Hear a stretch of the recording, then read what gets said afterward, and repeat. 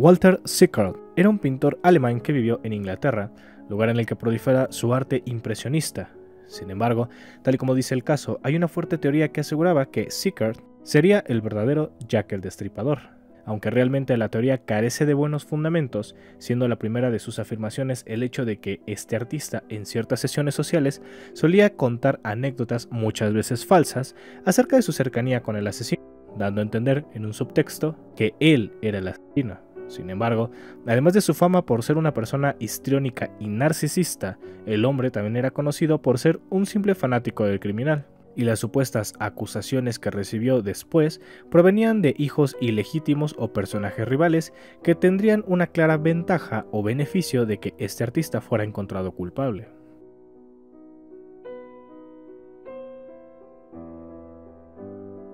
En 1650, Diego Velázquez pintó uno de sus más populares cuadros, un retrato del Papa Inocencio X, el cual es el que tienes en pantalla, y posteriormente, 300 años después, un artista de nombre Francis Bacon haría un estudio exhaustivo de la obra, haciendo sus propias aproximaciones, cada una más extraña o lúgubre que la anterior, ya que al tiempo que él hacía sus propias réplicas estudiaba la anatomía del pintado, pero no fue hasta 1954 que pintaría la imagen que tienes en pantalla, la cual presenta a un papa con facciones y una postura muy diferentes a las del primer cuadro, pasando de una postura retadora a un grito con una mueca desencajada. En algunos análisis se presume que la silla y la forma en la que está pintada más bien hacen una analogía a que el Papa no está sentado en una silla o un trono, sino en una silla eléctrica, como señalamiento por parte del artista, debido a los crímenes de la Iglesia, entre los cuales se encuentran las redes de prostitución, corrupción, robo, fraude y encubrimiento de pedofilia.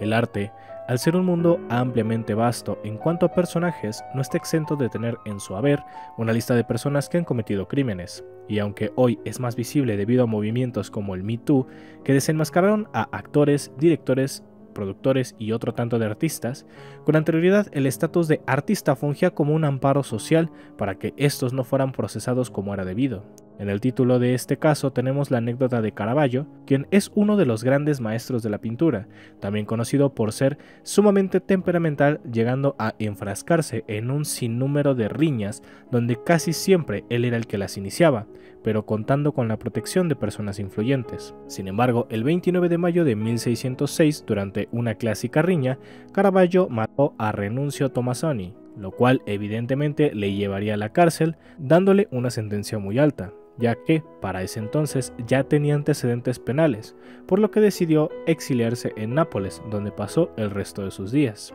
Acerca de esto, más abajo en el iceberg volveremos a tomar el caso de los artistas criminales.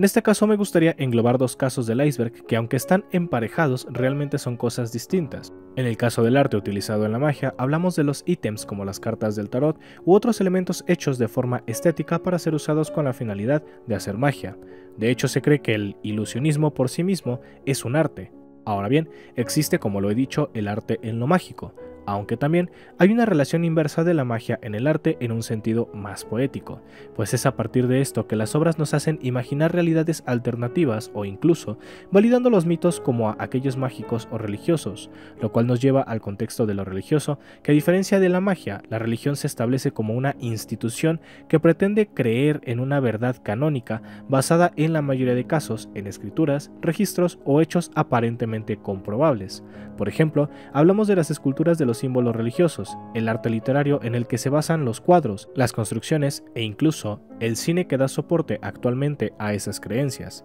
En este caso, el arte es herramienta y medio de propagación, pero a la vez utilidad del día a día del creyente.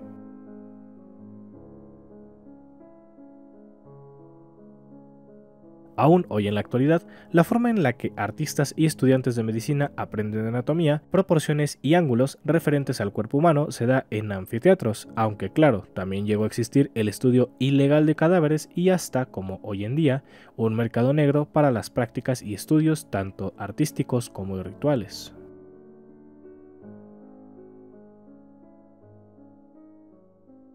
El caso más común de lo mencionado en el título de esta fracción del iceberg es el cine. Pues pensándolo detenidamente, el saber que hay un asesino serial que está matando a todos a cuchilladas y que de hecho está en tu zona, no suena muy atractivo que digamos. Como ejemplo podemos tomar el caso de Ekaterimburgo, donde los asesinos seriales y feminicidas abundan al por mayor. Pero ¿qué pasa cuando el mismo concepto es pasado al cine con obras como Halloween o El silencio de los inocentes? Obras que terminan enalteciendo obras criminales solo por el hecho de mostrar empático o como digno de admiración a un asesino. De igual forma lo podemos decir de la narcocultura, pues se hacen canciones, cuadros, películas y libros que proponen a los narcotraficantes como ejemplos a seguir, como figuras de superación que llegan tan profundo en la sociedad, que hace que incluso los niños quieran ser como ellos, pero la cruda realidad se hace presente cuando experimentas tu primera balacera, o cuando vives en un estado gobernado por individuos con armamento militar que te van a cobrar dinero por trabajar, por vivir en tu casa o por transitar en tu colonia,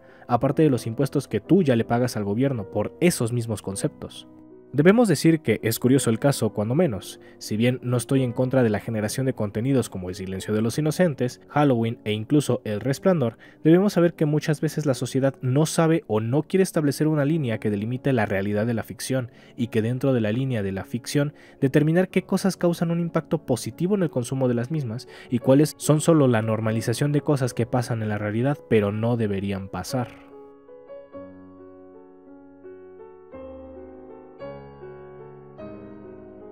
Nuevamente, un caso de amplio interés, tal como si eres o no letrado en las artes o como si eres o no letrado en las ciencias del comportamiento y la salud mental. Los trastornos mentales tienen la facultad de distorsionar la realidad de una persona hasta extremos a veces inimaginables, pasando desde sentimientos que, como diría Sigmund Freud, se ven sublimados y plasmados en el arte, como percepciones ilusorias e ideas delirantes que hacen que la persona procese lo que está pensando de una forma muy distinta de la forma normativa, e incluso llegando a alucinar cosas que en su mayoría no son tan agradables, como los ejemplos que tienes en pantalla, ya que todos son dibujos de pacientes psiquiátricos, pacientes que no están la mayor parte del tiempo asentados en la realidad y cuya experiencia de vida es un tormento constante de las formas que su inconsciente fabrica.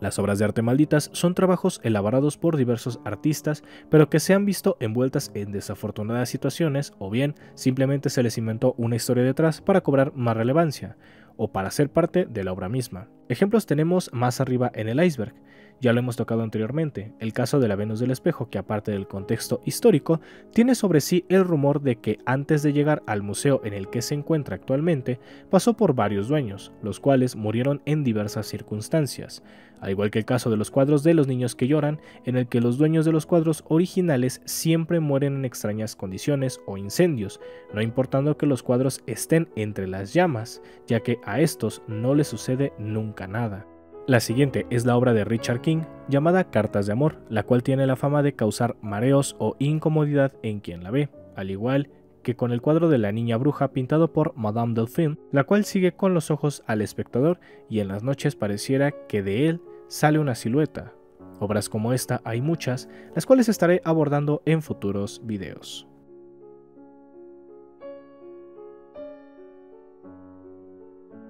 Durante su carrera, Marina Abramovic ha sido acusada de satanismo por grupos ultraderechistas conspiranoicos, y nótese con conspiranoicos que el uso de esta palabra refiere a los típicos loquitos con papel aluminio en la cabeza que creen que todo es conspiración. El primer caso es el de un mail encontrado en el correo de John Podesta, el jefe de campaña de Hillary Clinton, en el que se invitaba a Abramovic a cocinar unas almas, que de hecho es el coloquialismo para referirse a un tipo específico de sopa. Sin embargo, aquí la gente comenzó a rumorear que Abramovic había estado involucrada con cultos o religiones satánicas. El segundo caso se dio en su exposición llamada The Cleaner, que el artista llevó a Polonia, en donde un grupo católico de ultraderecha la acusó de adorar al diablo en su exposición, sin motivo o razón aparente, simplemente porque sí. Y de igual forma, en 2020, el portal de noticias Infowars, liderado por el rey de los orates, Alex Jones, dijo que el anuncio en el que Marina había colaborado con Microsoft era satánico, porque había visto un documental en YouTube que así lo decía. en el que se decía que el showbiz, o llamado en Estados Unidos como el show business, estaba siendo completado por integrantes de sectas satánicas y que Marina Abramovic era el centro de todos esos grupos. Nuevamente tenemos a grupos de una religión que cree que solo su religión es válida y que las demás están en su contra. Ya sea que Marina Abramovic sea o no de una iglesia satánica, la verdad es que poco nos importa.